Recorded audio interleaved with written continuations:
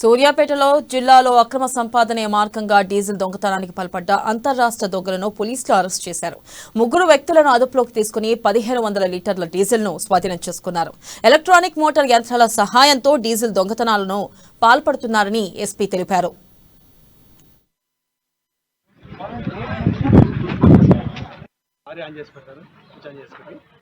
ఈ within 3 minutes మొత్తం దాంట్లో ఉన్న ఆ ట్యాంకర్లో ఉన్న ఆ లారీ ట్యాంకర్లో మొత్తం డీజిల్ తాగేసి పైన ట్యాంకర్ ఫిల్ చేయగానే వాళ్ళు క్లోజ్ చేస్తే మళ్ళీ తలబాటు చెంది అసలు దాన్ని మొత్తం ఇంకొంచెం క్లారిటీగా ఎంక్వైరీ చేస్తే వీళ్ళు ఏం చేస్తారంటే ఆల్రెడీ హైవే మీద ప్లస్ హెచ్పిసి నుంచి వచ్చే వెహికల్స్ వాటిని ఐడెంటిఫై చేసుకొని ఆ లారీల పక్కన వెళ్ళి ఈ లారీ పెట్టుకొని ఈ లారీకి టూల్ బాక్స్ లో ఒక మోటార్ అరేంజ్ చేశారు. ఆ మోటార్ కున్న పైపు ఆ పక్కన పెట్టిన లారీ యొక్క ట్యాంకర్ డీజిల్ ట్యాంకర్ లో జార విడిచి ఆ మోటార్ ఆన్ చేస్తారు. ఆన్ చేసి పెడితే ఈ మొత్తం పక్క ఉన్న లారీలో ఉన్న ట్యాంక్ వాటర్ డీజిల్ మొత్తం గుంజేసి పైన ఈ లారీలో దొంగతనం చేస్తున్న లారీలో